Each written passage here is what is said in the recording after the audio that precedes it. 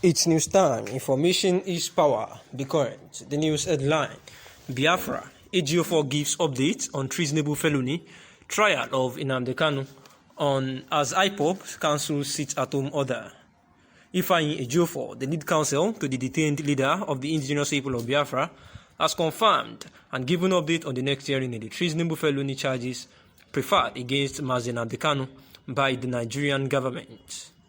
This was even as IPOB had asked residents of the southeast not to sit at home on Thursday as its leader, Mazi Nnamdi Kanu, goes to court.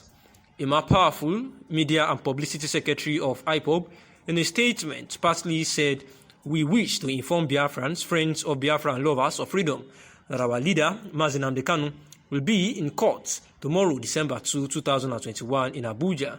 We urge Biafrans living in Abuja and its environs to come out en masse to solidarize with our leader. There will be no lockdown tomorrow in any part of Biafra land as a result of the court appearance. Biafra residents in Biafra land as well as visitors to Biafra land are free to go about their lawful businesses without fear of molestations or intimidation. We have not asked or authorized anybody to monitor or enforce any lockdown. Again, there will be no lockdown in Biafra land for tomorrow's court appearance of our leader." However, hinting on the matter against Kanu through a task statement forwarded to Daily Post on Wednesday, Barrister Ejiofor expressed gratitude to lovers of rule of law and also confirmed 2nd December 2021 for the hearing of the pending application. He also applauded them for their continued support and further solicited for their fervent and unrelenting prayers for the detained pro-Biafra leader and the goals set out to be achieved. Ejiofor wrote, "Greetings, Umunchineke. We wish to notify you that Onyedu Mazi Nnamdi Kanu's court case has been fixed for December 2nd, 2021 at the Federal High Court, Abuja, for the hearing of our pending applications. As always, your fervent prayers are solicited. Victory is our only goal and it will surely be achieved." The fear of being dominated by some groups, a need for regional conscience among different regions of the country, desire to control the region resources, among others, geared individual regions to quest for secession from the larger population of the country. This quest for secession had been the major threat to the established unity of the country. Since the emergence of President Muhammadu Buhari as the executive president of Nigeria in 2015, some regions in the country remained ambitious to secede. The agitations, which recently heightened in the country, has brought tensions into innocent and helpless Nigerians who sense that there could be a breakout of violence in the country if the agitation continue. The agitation to secede is an initiation of the southeastern part of the country, mainly dominated by the Igbo people, and in the region a secessionist group called the Independent People of Biafra under the leadership of Mazi Nnamdi Kanu. The ultimate goal of the group is to fight through all means towards the declaration of the proposed Republic of Biafra, a country that would be occupied mainly by the Igbos. While the IPOB agitation unfolds, the southwest region of Nigeria, majorly occupied by the Yorubas, also raised the flag of the newly proposed Oduduwa Republic, another country to be dominated by the Yorubas under the leadership of Sunday Adeyemo, popularly known as Sunday Igboho. The two regions began agitation simultaneously as the country is almost set ablaze. In his reaction to the activities of these regions and a means to providing a long-lasting solutions, the issue of secession in the country, President Muhammadu Buhari in the country had actually declared IPOB as a terrorist group terrorizing the peace of the country as a first step towards curbing secession in the country. Similarly, the president ordered the militant personnel to invade a discovered secret camp suspected to have created by the armed men of IPOB in Olu, local government area of Imo State. The southeastern region of the country, the men fled the camp and since then remained powerless. The last attempt by President Muhammadu Buhari, which restores peace to the unity of the country, is the arrest of the two prominent leaders of secessionist group in the southeast and southwest, Nnamdi Kanu and Sunday Igboho respectively.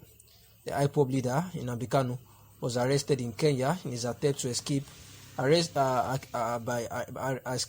being arrested by Nigerian government, having been declared wanted in Nigeria for threatening the peace of the country through his agitation.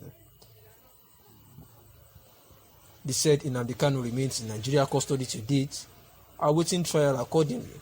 Similarly, the popular Oduduwa Nation agitator Sunday Adeyemo, popularly known as Sunday Igboho, was also arrested in Benin Republic while trying to escape being arrested by the government. He is currently in the police station of the Benin Republic awaiting trial. Since the arrest of these two secessionists, the peace of the country has been restored and there seems not to be any fear of war or violence in the country. The just concluded free and fair election in Anambra State. The southeast region is the testament of the reigning peace of the country.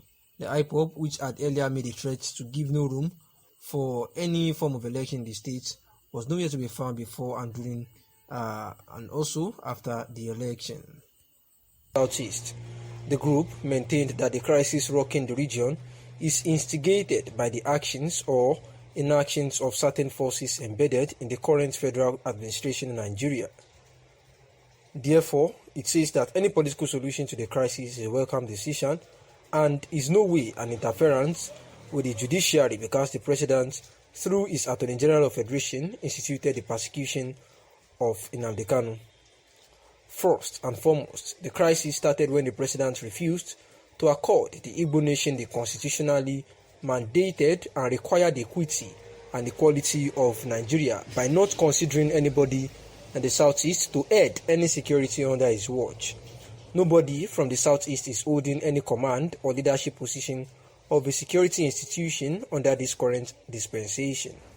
The over 60 million Igbo citizens of Nigeria were practically pushed out of Nigeria by Mr. President when he did not trust any Igbo person for appointment of or into any strategic dimension as one of the security chiefs under his government. So, Nnamdi Kanu and his IPOB are just mere manifestation of the deep-seated collective angst of the Igbo nation instigated by marginalization and apartheid policy of President Muhammadu Buhari's exclusionist policies targeted against Igbos. So, it is Mr.